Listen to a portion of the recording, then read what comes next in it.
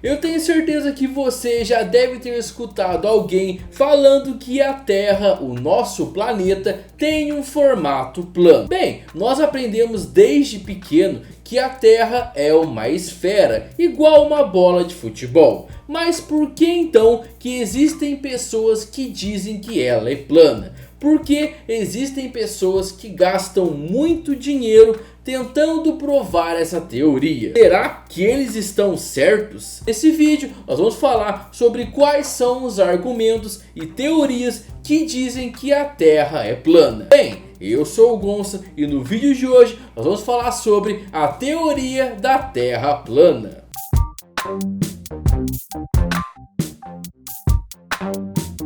Mas antes de começar o vídeo, quero pedir com muito carinho para você já deixar o seu gostei, compartilhar o vídeo e me seguir tanto aqui como nas minhas redes sociais. Bem, o conceito de Terra plana é um conceito antigo que diz que a Terra tem o formato de um disco achatado. Muitas culturas e estudiosos antigos que por conta da época eram desprovidos de tecnologia e de conhecimentos astronômicos, e por conta disso acreditavam nesse conceito. Alguns filósofos como Tales e Demócrito imaginavam que a Terra era achatada. Porém, nomes como Pitágoras e Aristóteles já acreditavam no formato esférico do nosso planeta. Mas beleza, vamos tentar entender quais são os argumentos que as pessoas que acreditam na teoria da Terra plana utilizam. Geralmente os terraplanistas, que são as pessoas que acreditam nessa teoria, baseiam seus argumentos em observações como o fato de não conseguirmos enxergar a curvatura do horizonte. Além disso, eles descartam evidências fotográficas, experimentos científicos, expedições espaciais, observações astronômicas e a existência da gravidade e de fenômenos meteorológicos. Dentro dos que acreditam no terraplanismo, existem várias especulações diferentes entre eles. Porém, vou apresentar alguns pontos em comuns defendidos por muitos deles. Grande parte dos terraplanistas afirma que os continentes se localizam em torno do Polo Norte e que todo o hemisfério sul encontra-se espalhado pela circunferência externa de um plano circular. Eles defendem também que a Antártida não existe. Pelo ponto de vista terraplanista, o continente gelado é na verdade uma grande parede de gelo que se estende pelas bordas da Terra, como se fosse uma muralha. Porém, esse conceito da Antártida é um conceito que nem todos os terraplanistas concordam. Além disso, eles alegam que a Lua e o Sol encontram-se relativamente próximos à Terra e circulam em torno do Polo Norte, em um plano paralelo à superfície, e são guiados por algum tipo de força desconhecida, já que muitos terraplanistas negam a existência da gravidade. Para eles, a Terra desenvolve um movimento ascendente e acelerado, como se estivéssemos em um elevador que sobe acelerado. Seria por esse motivo que nos sentimos presos ao chão. Um dos argumentos utilizados por parte dos terraplanistas para negar a gravidade é o de que ela é forte o suficiente para manter os prédios ao chão, enquanto é fraca o bastante para permitir que os pássaros, por exemplo, sejam capazes de voar livremente. Porém, esse tipo de declaração mostra um desconhecimento sobre os conceitos da inércia e aceleração. Vale dizer que a visão terraplanista não é capaz de explicar, por exemplo, o motivo de enxergarmos mais longe quando nos posicionamos em alturas cada vez maiores. Além do mais, não haveria motivos para não conseguirmos visualizar uma boa parte do resto do mundo se tudo estivesse contido em um mesmo plano. Muitos foram os estudiosos e cientistas que realizaram experimentos para identificar qual seria a real geometria da Terra. Aristóteles, por exemplo, chegou a realizar observações que sustentaram seus argumentos de que a Terra era esférica. Na época, sua conclusão foi de que o único formato possível para a Terra era o curvo.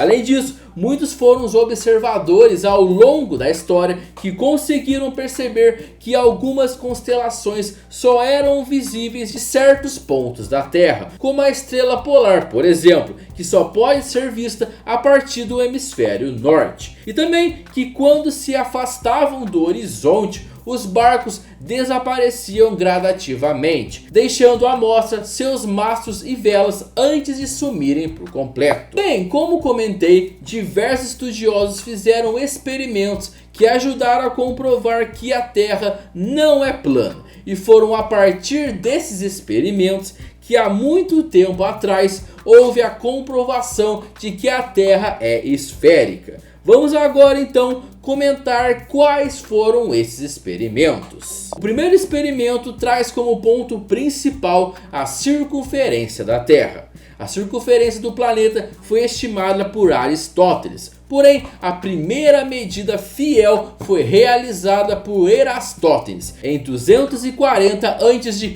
Para isso, Eratóstenes imaginou que poderia calcular o raio da Terra se fosse capaz de medir a distância entre duas cidades 800 km distantes. As cidades eram Alexandria e Siena, fazendo também a medida do tamanho da sombra de uma vareta posicionada nesses dois lugares no mesmo dia do ano. A data escolhida para a medida não foi aleatória. Eratóstenes esperou um acontecimento conhecido como zenite solar em Siena. Ou seja, naquela região os raios de luz incidiam perpendicularmente ao solo, de modo que a vareta usada em Siena não projetasse sombra. Com isso, ele foi capaz de medir o ângulo de inclinação entre as varetas colocadas nas cidades de Alexandria e Siena, obtendo um ângulo de aproximadamente 7 graus. Com base nisso, determinou que 360 graus seriam aproximadamente 50 vezes a distância entre essas cidades. E assim, inferiu que a circunferência terrestre seria de aproximadamente 40 mil quilômetros. Mesmo com métodos tão simples, Eratóstenes obteve um resultado com incríveis 5% apenas de diferença em relação às medidas feitas atualmente, com a ajuda de satélites. O segundo experimento tem como ponto principal a gravidade e o formato da Terra. A partir da teoria de gravitação universal, o físico inglês Isaac Newton mostrou que era possível calcular a intensidade e a direção da força atrativa que uma massa exercia sobre a outra. Os cálculos feitos por Newton permitiam prever a trajetória dos asteroides e até mesmo a formação das marés, além de fornecer uma explicação para o formato da Terra e dos demais planetas. Segundo a teoria da gravitação, a gravidade faz grandes porções de massa atraírem-se de forma igual ao longo de todas as direções. Desse modo, a matéria tende a ocupar espaços cada vez menores, cujo raio, com a passagem do tempo, tende a ser igual em todas as direções, e o único formato que admite essa condição é o esférico. Além disso, de acordo com um cálculo e com base na gravitação universal, ambos desenvolvidos por Newton, se a Terra fosse plana, a força gravitacional aumentaria à medida de que nos aproximássemos de sua borda. Nesses pontos, os efeitos de contorno fariam com que a gravidade apontasse em uma direção quase paralela ao solo. Sendo assim, nós acabaríamos caindo de volta ao centro da Terra. Dessa forma, não haveria como existir nada nas zonas de um planeta plano, nem mesmo as camadas solares que, segundo a visão terraplanista, circundam a Terra, fazendo assim a teoria da Terra plana ser uma mentira. E para finalizar os experimentos, no início do século XX, Albert Einstein propôs a teoria da relatividade especial e a da relatividade geral. Essa última teoria estabelece a relação entre a trajetória percorrida pela luz e o campo gravitacional. De acordo com a relatividade geral, as ondas eletromagnéticas têm sua trajetória alterada pela presença de corpos massivos, como estrelas e planetas.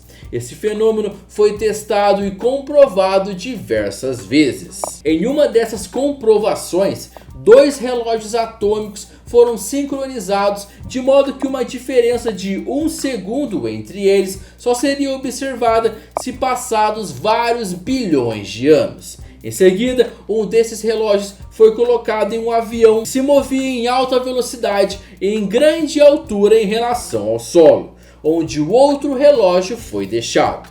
Quando o avião pousou, notou-se uma diferença considerável nos registros dos 2 relógios, indicando a influência da gravidade na passagem do tempo.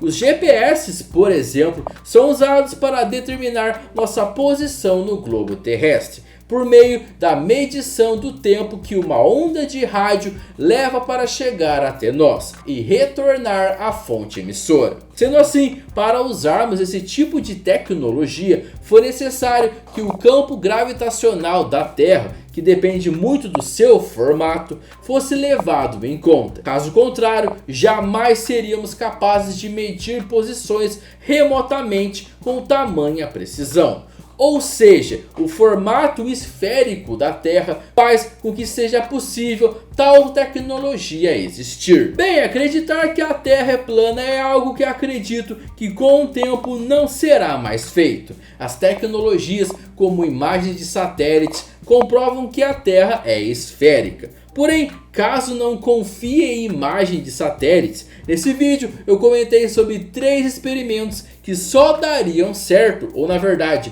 dão certo, por conta do formato esférico do planeta. Ou seja, dizer que a Terra é plana é algo que não tem mais fundamento. E quem diz isso é alguém que quer ou chamar atenção ou quer ser o diferentão. Mas agora, quando você escutar sobre essa teoria, você vai saber que ela é mentira. Mas agora eu quero saber de você. Você aí conhecia a teoria da Terra plana? Você sabia quais eram os argumentos dos terraplanistas e sabia que são argumentos errados? Você aí tem mais alguma outra teoria que queira saber se é verdade ou não? Se tiver, pode deixar aqui nos comentários. Bem, se você gostou do vídeo, já deixa seu gostei, compartilhe o vídeo com sua família e com seus amigos, com aquela pessoa que você sabe que vai gostar de conhecer a mentira da teoria da Terra plana. Me siga aqui nas minhas redes sociais e antes de ir embora, dê uma olhada nos vídeos que eu tenho aqui, que eu tenho certeza que você vai gostar de mais algum. Muito obrigado por assistir ao vídeo até o final e nos encontramos no próximo vídeo. Valeu, tamo junto e fui!